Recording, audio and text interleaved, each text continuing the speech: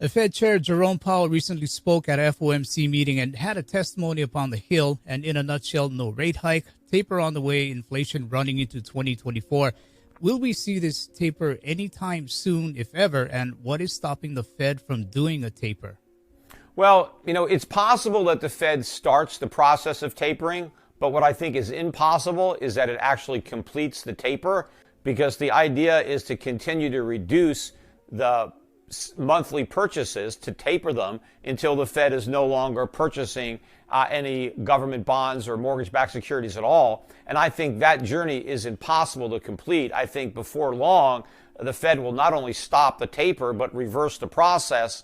And ultimately, the Fed will be buying more bonds and mortgage-backed securities per month than when it began to taper. So right now, we're doing about $120 billion a month. Actually, it's a bit more than that, but that's the official rate. Let's say they manage to succeed in tapering that down to $100 billion a month or $80 billion a month. What I think is going to happen is they'll halt the process, and I think before Biden finishes his term, the Fed will be buying $200 billion a month, maybe more than that. And the reason they're going to do that is because government spending is exploding, but the willingness of foreigners to finance that spending through private loans is diminishing. Who wants to loan all this money to the U.S. Treasury at such ridiculously low interest rates, especially with inflation accelerating? Real rates are plunging, and so the Fed is running out of buyers for treasuries, and so therefore the only way to sustain the spending is for the Fed to get more involved and to buy even more bonds than it's buying now. And so it can't do that without expanding the size of the QE program, and that's exactly what it's going to do. Any chance Powell may raise rates even without a taper? No, rate hikes are not even on the horizon right now, but I think eventually Powell will be forced to raise rates, very reluctantly, because the dollar is going to be imploding and consumer prices are going to be exploding. But even when the Fed finally gets around to raising rates, it will be too little too late, because real interest rates will still be, solidly negative, even if the Fed nudges up the nominal rate. But the problem is, if they nudge the nominal rate up too high, the government doesn't have the ability to pay. And so that's the predicament that the Fed is in. The only way the government can pay its debts is for the Fed to monetize them. But as the Fed monetizes the debts, it creates even more inflation. We're even seeing Treasury yields on the rise. It's gone up, I believe, some 20 basis points since that FOMC meeting. Should yields continue to rise, what would that be signaling to the markets?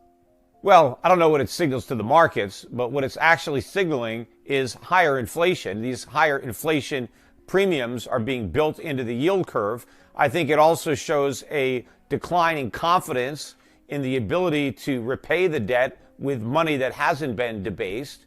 So it's a sign of inflation, a weak dollar to come, loss of confidence in the U.S. It's really reflecting a lot of negative things, and I think a lot of traders are whistling past the graveyard when they fail to contemplate the significance of what they're seeing. And week in, week out, we're seeing that repo market, or reverse repo market, I should say, just continuously growing. Why are we seeing that daily reverse repo number grow? And what is the Fed doing with asset-backed and mortgage-backed securities? Well, the Fed is taking them on their books because they don't want to see the rates rise. The fact that the Fed is so active in the market is an indication that there is not sufficient private demand to keep interest rates this low. And so the Fed is interfering with the market and printing more money to buy up the bonds for which there is not sufficient private sector demand. Now, this is a mistake because the private sector is trying to send a message that there's too much debt and that interest rates need to rise to curtail that. But the Federal Reserve doesn't want the market to function.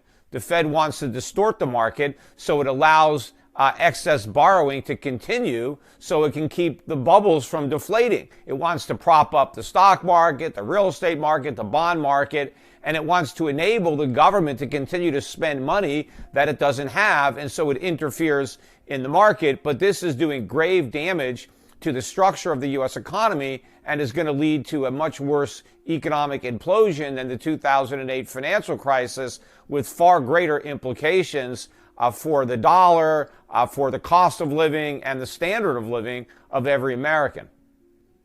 Okay, because if I understand this right, when we had QE, the Fed was basically throwing money in the system, and now with the reverse repos, they're trying to throw it in the furnace and burn out all this excess cash. No, they are supplying the market. They are with cash. They're providing credit that the private sector doesn't have. So they're coming into the market and intervening to affect an outcome that is opposite of what a free market would produce. I want to bring up an article from WallStreetOnParade.com. For more than 5 years, the president of the Dallas Fed, Robert Kaplan, was trading like a hedge fund kingpin in over $1 million transactions in the S&P 500 futures while refusing to follow the requirements of the Fed's financial disclosure, from where it can be examined whether Kaplan had inside information from the Fed at that time. Is greed and corruption starting to take over our institutions and even regulators? Well, there's always been greed and corruption in our institutions, so I don't think this is anything new. With respect to these particular trades, I mean, for me to actually have an opinion on whether or not I think Fed officials were actually acting on and profiting from inside information, I think I'd have to look at the actual timing of these transactions and their relative proximity to market-moving statements that they may have made, because they are in a position, based on what they say, to influence markets. And so if you can see a pattern where there's a trade put on and then it's right in advance of a particular statement that moves markets, and then there's a profit that's realized by closing out a position, then it would be clear to me that they were, basically insider trading in these markets. But just if they simply were just buying the S&P, I mean, everybody's buying the S&P, and we all know the Fed keeps printing money. This is not inside information. I mean, they're telling everybody that they're going to keep printing money. So simply, being invested in the market doesn't necessarily mean, in my opinion, that they were doing anything nefarious. But it could be if I actually saw what they were doing and juxtaposed it to what was being said, and if it looked like they were actually front-running statements that they knew, specific statements that could be market moving, and then they were trying to profit, then that would definitely be problematic in my mind.